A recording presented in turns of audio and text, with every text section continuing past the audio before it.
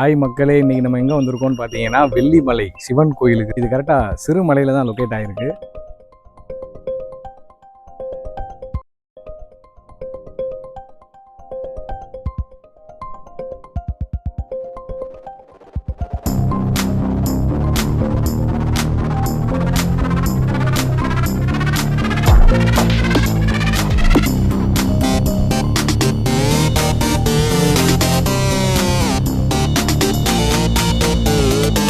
So மக்களே, நம்ம இன்றைக்கி வந்து வெள்ளிமலை சிவன் கோயிலுக்கு தான் வந்திருக்கோம். இது கரெக்டாக சிறுமலையில் தான் லொக்கேட் ஆகிருக்கு. ஸோ என்னை சுற்றி பாருங்கள், இப்படி தான் இருக்கும். எவ்வளோ அழகாக இருக்குதுன்னு பாருங்களேன்.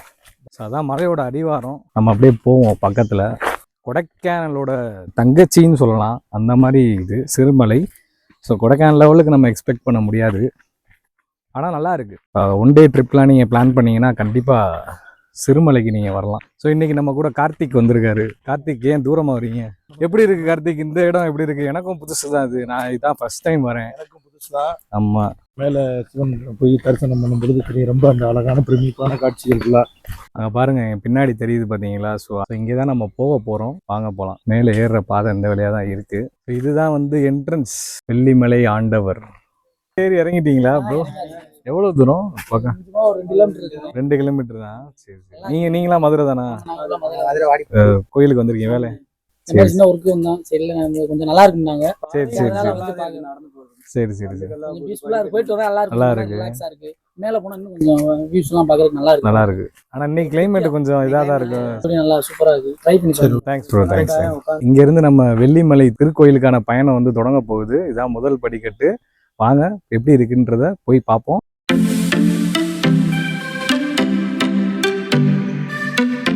ஸோ பாதை வந்து இப்படி தான் இருக்குது. அதனால் நீங்கள் செருப்பு போட்டு ஏறலாம். மேலே கோயிலுக்கு போகிறதுக்கு முன்னாடியே ஒரு இடம் இருக்கும். ஸோ அங்கே கழட்டி போட்டு வேணால் நீங்கள் இது பண்ணிக்கலாம். ஸோ பாதையை பாருங்கள். இன்றைக்கான வெயில் கொஞ்சம் இருக்க தான் செய்யுது. கிளைமேட் அந்த அளவுக்கு இல்லை. நம்ம இன்றைக்கி வந்திருக்கிறது பார்த்தீங்கன்னா 2 மணி லேட் ஆயிடுச்சு. ஆமாம், பெருசாக இருக்குது. படிக்கட்டுகள்லாம் ரொம்ப பெருசாக இருக்குது. கண்ணு கட்டின தூரம் வரைக்கும் யாரையுமே காணா. ஒரு 3 பசங்க போயிட்டு வந்தாங்க, அதுக்கப்புறம் யாரையுமே காணா. வெயில் அப்படியே இறங்கிருச்சு. ரொம்ப பியூட்டிஃபுல்லாக இருக்குது. இப்போ வெயில் இறங்கணுன்னு பாருங்கள் எப்படி இருக்குன்னு. இங்கே பாருங்கள். ஸோ இவ்வளோ அளவுக்கு எடுத்து வைக்கிற மாதிரி தான் இருக்குது. ஸோ வாங்க அப்படியே போவோம். படிக்கட்டுலாம் கொஞ்சம் பார்த்தீங்கன்னா உங்களுக்கு தெரியும். இன்னும் ஏற சில்னஸ் தெரியுது. அப்படியே இந்த பக்கத்தில் பாருங்களேன், ஃபுல்லாக மரங்கள் செடிகளாக தான் இருக்குது. பச்சை பசேன்னு இருக்குது அழகா. ஸோ இந்த பக்கம்லாம் பார்த்தீங்கன்னா அந்த படிக்கட்டு அவ்வளோவா இல்லை, ஸ்லோப்பிங்காக இருக்க மாதிரி தான் இருக்குது. கல் மட்டும்தான் இருக்காங்க. அங்கே பாதி தூரம் தான் வந்திருக்கோம். இங்கே இடும்பன் இருக்காரு.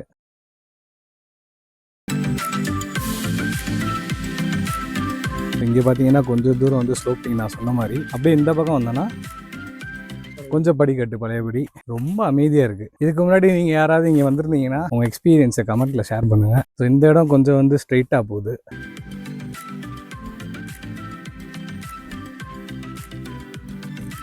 ஸோ இன்னும் நம்ம போக வேண்டிய தூரம் இருக்குது. வாங்க போகலாம். அது செங்குத்தாக இருக்குது. ஆமாம். ஸோ இங்கே பாருங்கள், இந்த இடம் கொஞ்சம் இப்படி தான் இருக்குது, மேடு பள்ளமாக. அப்படியே நேரம் அந்த இடத்துல ஏறுது. ஸோ வந்து சிவன் வந்து மனசு வச்சாதான் நம்மளால் இந்த அவரை வந்து பார்க்க முடியும். அவன் அருளாலே அவன் தான் வணங்கி. அவர் மனசு வைக்கலைன்னா நம்மளால் இந்த மலைக்கெல்லாம் வர முடியாது. இன்னும் பாருங்கள், அப்படி மேலே ஏறிக்கிட்டே தான் இருக்குது. இந்த பெண்டு நிறையா இருக்குது. இன்னும் வந்துருச்சுன்னு பார்த்தா இன்னும் வரவே மாட்டேங்குது. எப்படி இருக்கு கார்த்தி இந்த பயணம்? அருமையாக இருக்கு. ஏன்னா ஸ்டெப்ஸ் கொஞ்சம் அடி கொஞ்சம், ஆனால் கொஞ்சம் வயசானவங்களால ஏற முடியாது. என்ன ஏற முடியாது. ஆமாம். சாய் ஸ்ரீராம். சாய் ஸ்ரீராம். என்ன படிக்கிறீங்க? 3rd. எந்த ஊர் நீங்கள்? கரூர். இதுக்கு முன்னாடி என்னென்ன மலைக்கெல்லாம் போய் பார்த்துருக்கீங்க? இதுக்கு முன்னாடி சபரிமலைக்கு போயிருக்கேன், முருகமலைக்கு, அதுக்கப்புறம் திருப்பதி அந்த மாதிரி போயிருக்கீங்க. Super super. எப்படி இருக்கு இந்த எக்ஸ்பீரியன்ஸ்? மலை ஏறுறது நல்லா இருக்கு. ஸோ என்ஜாய் பண்ணுங்க. ஸோ இதனால தான் சொல்லுவாங்க, வயசு இருக்கும் போதே வந்து உலகத்தை வந்து சுற்றி பார்த்துக்கணும். வயசானதுக்கப்புறம் நம்மளால் சுற்றி பார்க்க முடியாது. இந்த படியெல்லாம் பாருங்களேன், ரொம்ப பெருசாக இருக்குது. காலை அப்படி தூக்கி வச்சு தான் ஏறணும்.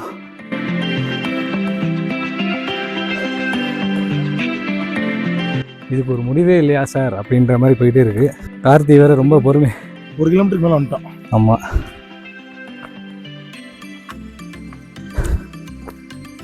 இங்க பாருங்க.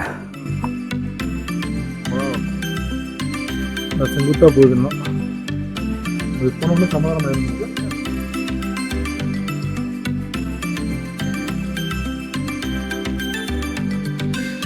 இங்கெல்லாம் நிறைய கல்விகள் அடுக்கி வச்சிருக்காங்க பாருங்க.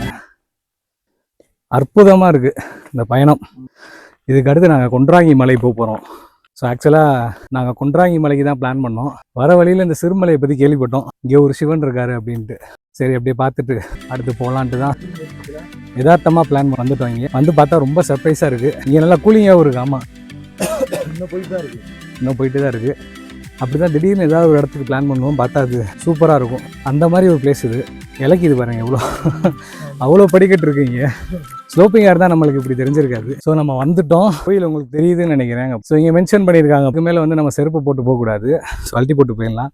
ஆனால் முக்கியமாக செருப்பு போடாமல் இவ்வளோ தூரம் நீங்கள் ஏறாதீங்க, ஏற முடியாது, கொஞ்சம் கஷ்டம் தான். அதனால் போட்டுட்டு இங்கே வந்து கழட்டி போட்டுட்டு மேலே வைங்க. அதுக்கு முன்னாடி விநாயகர் இங்கே இருக்காரு. இந்த பக்கம் பார்த்தோன்னா முருகன் இருக்காரு. ஸோ வாங்க முருகன் கிட்ட அப்படியே போவோம். ஸோ பாருங்கள் மக்களே முருகனை.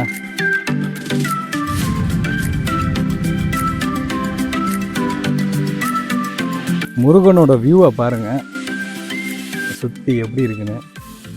எவ்வளோ அழகாக உட்காந்துருக்காரு பாருங்கள் முருகன் ரசிச்சுட்டு. அந்த மாதிரி ஒரு பிரமிக்க வைக்கக்கூடிய ஒரு வியூ இது. ரொம்ப பியூட்டிஃபுல்லாக இருக்குது.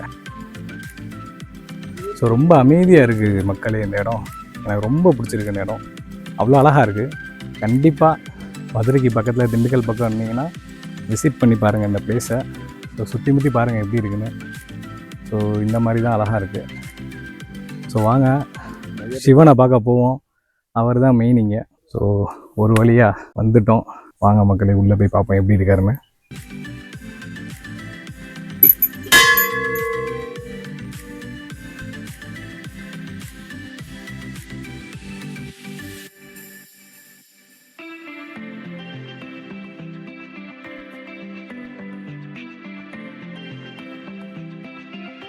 இந்த கோயிலோட சிறப்பு என்னங்கய்யா? கோயிலுடைய சிறப்பு என்ன அப்படின்னா, அந்த சிவன் வந்து அகத்தியர் வந்து வச்சுட்டு போன ஒரு சிவலிங்கம் அது. அதுதான் இங்கே சிறப்பு. வானுடைய நாமம் வந்து வெளிமலை ஈஸ்வரன். இங்கே வந்து அவர் வச்சுட்டு போனதுனால இந்த திசையை, அவர் மேற்கு திசையை பார்த்து தான் வச்சுட்டு போயிருக்காரு. ஆனால் நல்லா சிறப்பு இருக்குது, சக்தி வழங்குது, நல்லா இருக்கு, நல்லா இருக்கு. வரவங்களுக்கு பூராமே கோரிக்கையெல்லாம் நிறைவேறுது. இந்த மணி பூராமே கோரிக்கையில் வந்து சேர்ந்த மணி தான். நெல்லிக்காய் மரம், குண்டு நெல்லிக்காய் இருக்கு இல்லையா? ஆமாம் ஆமாம், குண்டு நெல்லிக்காய், அந்த மரம் தான். பக்கத்தில் வந்து இந்த சிலை வந்து அகத்தியர் இங்கே வந்துட்டு போனதுனால, அந்த சிவனியத்தை பரிசுரை பண்ணதுனால அந்த அவருடைய உருவம் பொறிக்கப்பட்ட சிலை பக்கத்தில் இருக்கு.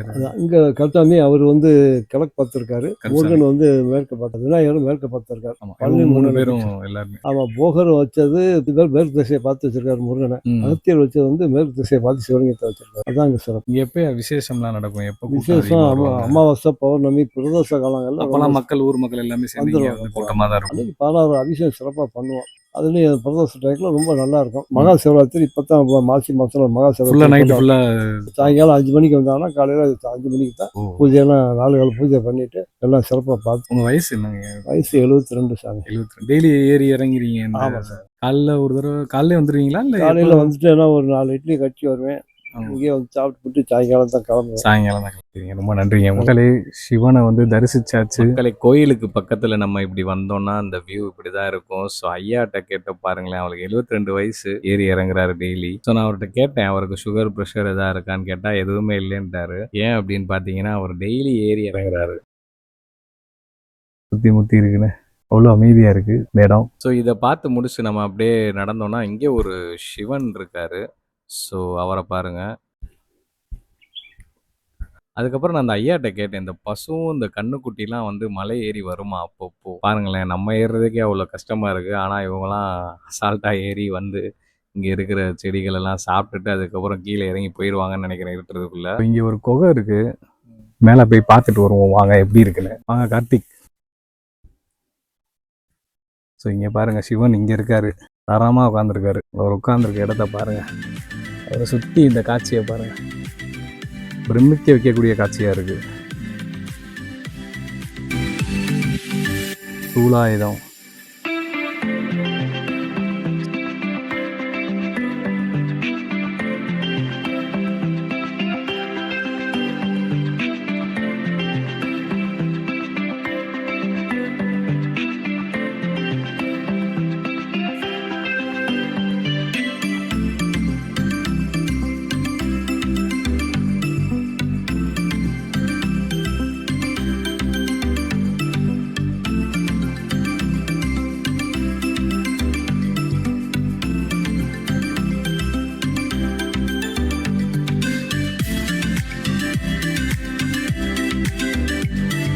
மக்களே, சிவனை இப்போ தான் நம்ம தரிசிச்சுட்டு வந்தோம். அங்கே பாருங்கள் எவ்வளோ அழகாக உட்காந்துருக்காருன்னு.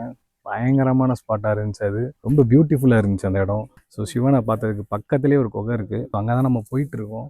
சித்தர்கள்லாம் வந்தாங்கன்னா இங்கே உட்காந்து அமைதியாக தியானம் பண்ணிட்டு போவாங்களாம். அந்த இடம் எப்படி இருக்குன்னு நம்ம போய் பார்ப்போம். ஸோ இந்த அங்கே தான் குகை இருக்குது, பார்த்துக்கிட்டு இருக்காங்க பாருங்கள். வாங்க நம்மளும் போய் இறங்குவோம் எப்படி இருக்குன்னு. இந்த இடம் வந்து கொஞ்சம் கேர்ஃபுல்லாக தான் வரணும். இங்கே பாருங்கள் ஸ்டெப்ஸ்லாம் இப்படி தான் இருக்கும். கொஞ்சம் கேர்ஃபுல்லாக தான் வரணும். ஸோ இங்கே பாருங்கள், இந்த இயற்கைக்கு நடுவில், இந்த பாறைக்கு நடுவில் தான் இந்த குகை இருக்குது. ஸோ வாங்க உள்ளே போய் நம்ம பார்ப்போம் எப்படி இருக்குன்னு.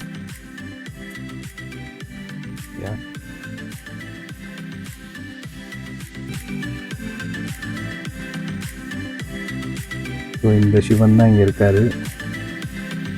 ஸோ இந்த குகைக்குள்ளே தான் வந்து சித்தர்கள்லாம் வந்து மெடிடேட் பண்ணுவாங்க. இங்கே பாருங்கள் இந்த இடத்த.